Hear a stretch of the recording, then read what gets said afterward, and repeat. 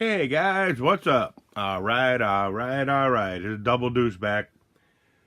Today I said, hey, I'm gonna do a video on the evolution of the transmissions for the Bruiser. Clear up to the HGP 407. The only thing I'm missing is one of the re-release transmissions. I don't have one of those. Never was interested in them because they had plastic gears in them. But they're basically the same as the HGP 407. And it's kind of a long name, ain't it? HGP 407. I think I'm going to start abbreviating it to a 407 or a P407 or something. Especially when you're writing up something, you always put the hyphen in there. It takes you like all the extra time. So, anywho, I got, this is a Hilux first edition and the Blazing Blazer transmission. Okay. First thing you want to notice on this thing, they're totally different transmissions. It's something I didn't know. I thought they were relatively the same. The only thing that I could possibly see, other than some of the internal shafts and gears and whatnots inside and the bearings, was the case. Okay, I've got this one apart for a reason. I got this one apart for a reason. If you look at the case, the only thing that I could see is the same is the centerpiece. The center housing looks the same. The rest of it's totally different. Even at the back, for your back and plate on your transmission, it's relatively the same, but it's missing the bolt mount here. It's got like a square stud there. If you're looking at these transmissions, okay, and you wanted to get one of the earlier ones, always look for that square right there. And underneath here, always look at the front, okay, because this one here, the Bruiser and Mountaineer and the Mountain, no, not the Mountain Rider, the Mountaineer, has a plastic filler in here. It's like a spacer that goes in there. And because the front hub is so huge on this thing, if you look at the difference in the hubs, you can see that this one comes down quite a bit more, and there's a simple reason for it. Okay, the Bruiser tranny, okay, has the big RS 750 massive motor, okay, and where the Blazing Blazer and the Hilux, they just had the 540 can motor in there. So this hole here is a lot smaller, and but they still had a fixed pinion on them, on even the 540s. So the reason I wanted one, because I'm building a kind of a, I guess, a hybrid Hilux Blazing Blazer Bruiser. The frames and stuff like that are, they were totally different on the earlier releases. They were like a solid ladder aluminum frame, and when the Bruiser come out, it was all steel. And all through the years, when people were doing reviews on the Bruiser and the Mountaineer, they kept saying all aluminum ladder frame. Well, it wasn't. The only aluminum ladder frame was on the first edition Hilux and the Blazing Blazer. So I'm going to tear these apart now on the front so you guys can see this, because here's what I did. I bought a complete set of gears to rebuild the transmission. There was a guy in China that sells them, and they weren't cheap, I'll put it that way. They were, I think they were about $95 plus shipping. So the first thing I noticed was when he sent me the pinion, because he sent that for free because I bought the whole set, and he was a pretty cool guy. If you look at the size of the spur gears, and if you know, this don't have a slipper clutch in it either. This is just a It's just a regular plastic gear, and the one that when I bought the gears to rebuild it, this came and it was brass. And I thought, there's no slipper, it's awful small, it ain't gonna fit my Bruiser. So I thought, wait a minute. So I had got online and ordered, I bid on a couple trannies, and I ended up winning both of them by accident. I didn't realize nobody was shopping for them or something or whatever. But so I had won both of them, and it wasn't a crazy amount of money. One was $80 and one was $50. So it's like I didn't break the bank. But you can even see the gear pitch is different, you know, on the teeth and all that stuff. But your sliders for your couplers inside your tranny are the same. And I kind of gave my my hybrid put together there, because I had first bought the axles with the lockout hubs, and I thought it would be wicked cool to have a Bruiser with the lockout hubs. And then I realized that the bolt pattern was different for the wheels. It was a lot smaller because they run a 1.9 wheel, and that's why these are smaller, because it's a 1.9. And this here, it gives you more torque with the 750 motor and the bigger spur gear for the 2.2s, and the Bruiser, you know, they had bigger tires and stuff. And I think they realized at that point in time that the 540 was really underpowered with this setup. And because I was really kind of like disappointed when I got it all done. And first gear is pretty cool, second gear is okay, and third gear is a dog. The thing won't even move out of its own way on 7.2 volts. So I cranked it up to 8.4 volts, and I don't know, it just seemed like it was heating everything up. And so I don't know if I have a speed control problem or something. I might go with a electronic speed control in it and get rid of the old Tamiya one. So, and my resistor could be bad too, because, you know, the stuff is 40 years old, you know.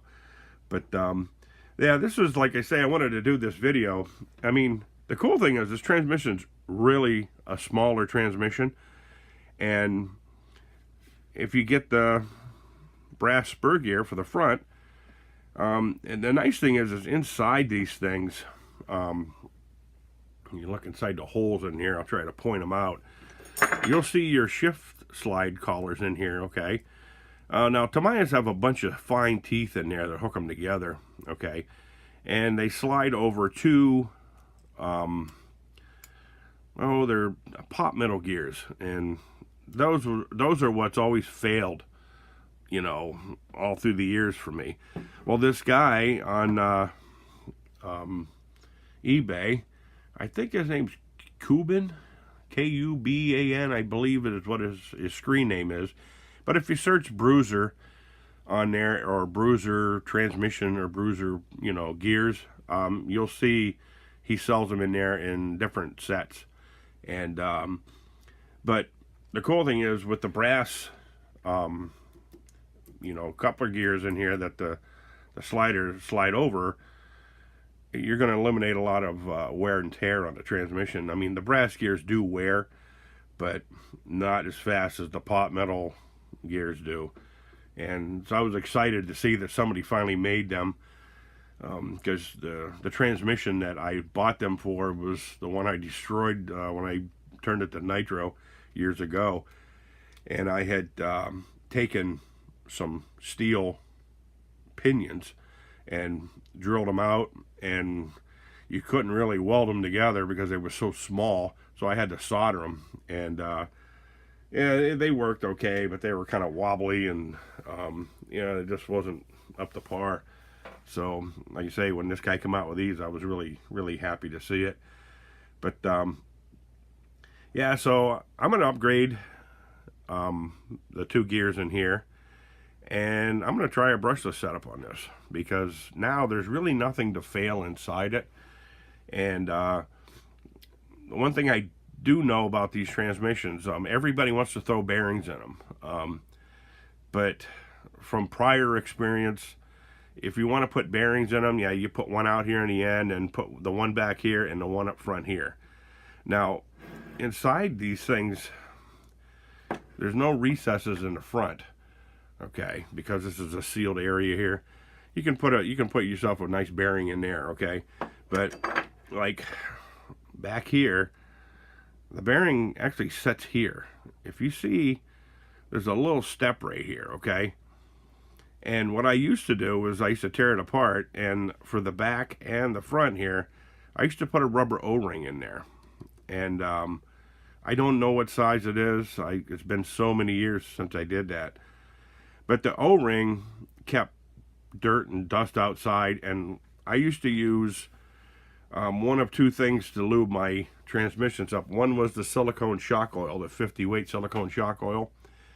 And I had a problem with it dripping all the time, you know. And then I found this stuff from Worth. It's HHS 2000. It comes in a spray can. It is sprayable grease. And you spray it in there, and it runs down in all the little cracks and crevices. And it has a really high resistance to wear. So if you know, most mechanics and body shops, you ever seen Gas Monkey Garage? They got the big Worth cabinets in the back there because that's their sponsor. Yeah, HHS 2000 is the name of the product, and one can will last you a lifetime. Because I've been rocking on a can for a while now. But yeah, so like I say, you know, if you look at the HGP 407 tranny, yeah, it looks kind of large compared to the Blazing Blazer Hilux tranny. So if you're building a scale project, you want a 3-speed tranny, and there's still plenty of these out there, and they go for about $100, you know, on the average.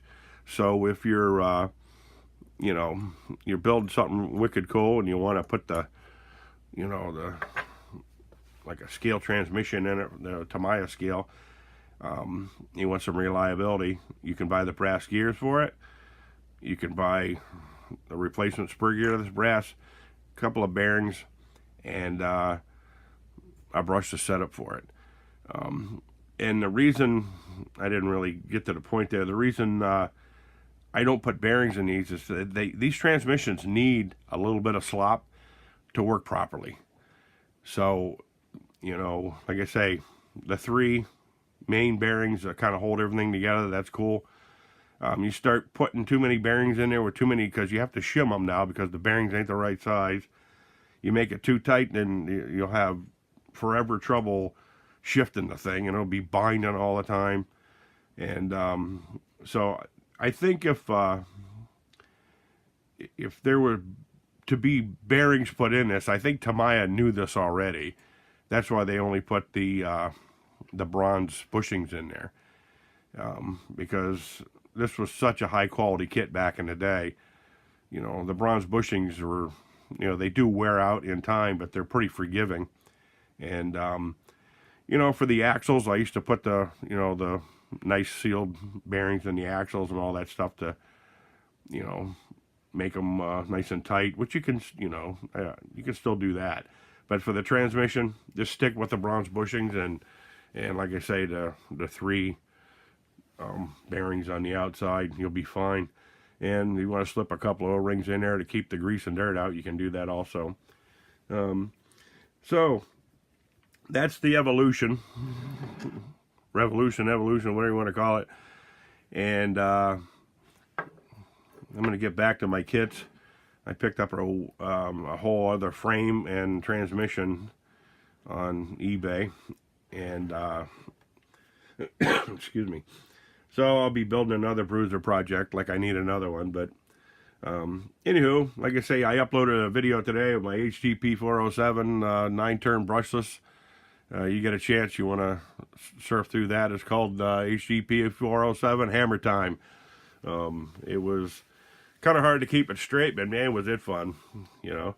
I took the rest of the cars out to do some runtime videos, because most of you guys, you know, you really only get to see parts all the time. So, you know, so I took a couple of my rigs out to run them, and I had all kinds of radio interference and glitches and You know, I had a couple of battery packs that I had sitting around. I thought they were charged, but they were dead. So it was a real shit show, you know. But anywho, like I say, I got a little bit of bashing time in to get it out of my system with the HDP 407, and it was wild. But anyway, like I say, guys, have a good weekend. Like, share, subscribe if you like. And any questions, comments, feel free to hit me up. Adios.